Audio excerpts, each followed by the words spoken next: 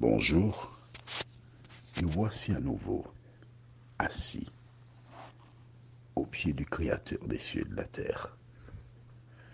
Je suis particulièrement heureux aujourd'hui de voir cette référence biblique. Et je t'invite encore à voir ton cahier, ta pointe pour comprendre ce que nous lisons. A priori, le profane ne verra dans cette référence que ce qui est écrit là. Mais ce que nous lirons, c'est prophétique. C'est prophétique. Aujourd'hui, nous voyons, ils reviendront. De qui s'agit-il? Avant d'aborder ce thème, prions. Notre Seigneur et notre Dieu, nous voici à nouveau là. Et un certain nombre de personnes qui ont la Bible pendant des années découvriront le code de la référence que nous lirons aujourd'hui. Seigneur, des yeux s'ouvriront aujourd'hui, mais permets que ces personnes, une fois qu'elles auront la connaissance, qu'elles s'appliquent à redoubler d'ardeur dans la préparation, car tu viens bientôt chercher tes enfants. Cet esprit, conduis-nous dans la vérité. Conduis-nous au pied de l'Éternel. Ouvre nos yeux pour que nous voyions le temps dans lequel nous sommes et que nous puissions marcher à la lumière de la parole de Dieu, nous t'en prions. Au nom de Jésus et pour ta gloire éternelle. Amen. Intérieurement, je ris à pleines dents. Et tu comprendras pourquoi dans un instant. Rappelle-toi, nous avons lu que Dieu a dit à Abraham, tes descendants seront esclaves dans ce pays, mais ils sortiront victorieux. Ils sortiront avec de grandes richesses.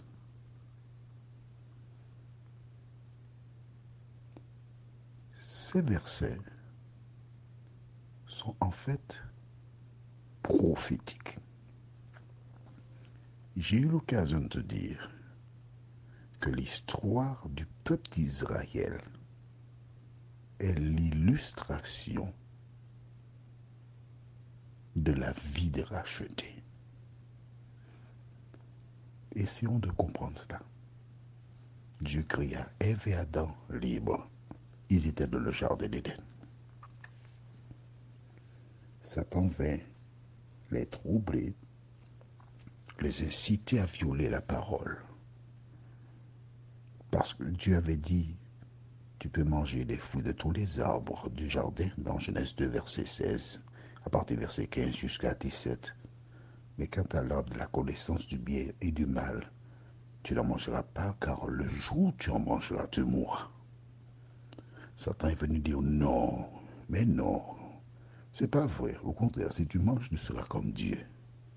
Dieu a dit, un homme ne couchera pas avec un homme, c'est une abomination. Le diable venait dire, mais non, c'est pas vrai. Tu peux même pas coucher avec un homme, mais tu peux même épouser un homme. Attends, c'est quoi cette affaire-là? La liberté, c'est ça. Vois-tu, chaque fois que Dieu dit quelque chose, le diable incite les gens à faire le contraire. Mais ce qu'il y a de magnifique avec Dieu, c'est qu'il n'impose rien à personne. Il nous donne la liberté de faire ce que nous voulons, mais nous devons connaître aussi les conséquences de nos choix. À partir du péché d'Adam et Ève, les hommes devinrent des pécheurs. Les enfants d'Israël arrivèrent libres en Égypte. Mais un pharaon qui ne connaissait pas Joseph a décidé de le mettre dans l'esclavage. Dans le plan du salut, pour sauver les hommes, Dieu a prévu Jésus, le sauveur du monde, l'agneau de Dieu qui ôte les péchés du monde. Pour que le peuple d'Israël laisse l'Égypte, il fallait un libérateur, Moïse. Et pour sortir d'Égypte, le prix à payer, c'était la mort du premier-né de Pharaon. Pour que les hommes soient sauvés, il fallait que Jésus-Christ meure. C'est le prix à payer pour le salut. Après avoir tué les premiers-nés d'Égypte, après que Jésus-Christ soit mort, que se passe-t-il? Les enfants d'Israël laissèrent l'Égypte et se rendirent vers la mer Rouge. Ils traversèrent la mer Rouge. Quand une personne accepte Jésus pour sauveur personnel, cette personne, elle aussi, doit descendre dans l'eau pour être baptisée. Et ainsi, une fois que le peuple a laissé la mer Rouge, il s'est dirigé vers la terre promise, Canaan. Après le baptême, une personne a été baptisée, elle chemine pour attendre la terre nouvelle que Jésus a préparée pour ses enfants. Et pendant qu'il cheminait vers la terre promise des enfants d'Israël, 40 années, pendant ces 40 années, Dieu devait former leur caractère afin qu'ils abandonnent tout ce qu'ils avaient appris en Égypte, parce que la vie que l'on mène en Égypte et la vie que l'on mène dans la terre promise, il y a une différence. Il y a des règles à respecter. De même que celles et ceux qui ont été baptisés et qui se dirigent vers la Canaan que Jésus prépare, elles doivent, elles aussi, être transformées et devenir de nouvelles créatures. Tu comprends jusqu'à présent? Bien. Lisons maintenant la référence du jour, c'est-à-dire Genèse 15, verset 16. À la 4e génération, ils reviendront ici, car l'iniquité des Amoréens n'est pas encore à son comble. Alors, pour toi, Dieu avait annoncé qu'effectivement, au terme des 4 générations, que le peuple serait retourné chez lui, sur la terre où était Abraham. Mais en quoi cela te concerne-t-il, ainsi que moi? À travers ce verset, Dieu indique aux hommes qu'après nos luttes et nos travaux sur cette terre de péché, que nous reviendrons en Éden.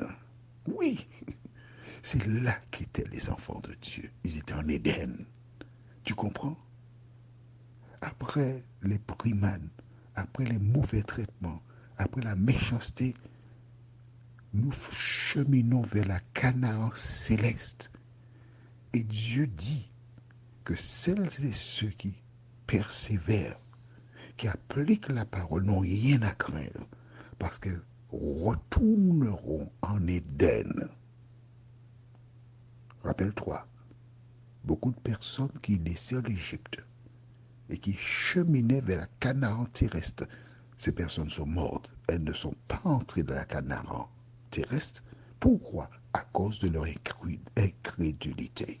De même, celles et ceux qui doutent, celles et ceux qui mettent en pratique la parole de Dieu n'entreront pas en Éden selon le plan de Dieu. Prions notre Seigneur et notre Dieu. Merci pour la parole. Merci pour l'exposé que tu as donné à tes enfants, pour qu'ils réalisent que la Bible n'est pas une lecture, mais c'est une étude, et le Saint-Esprit éclaire les enfants de Dieu qui le cherchent de tout leur cœur.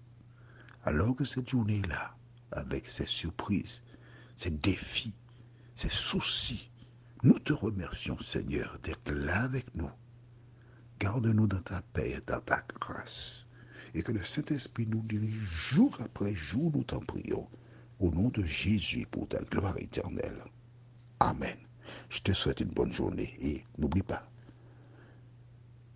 écoute à nouveau l'audio, analyse et regarde ce que tu as à faire.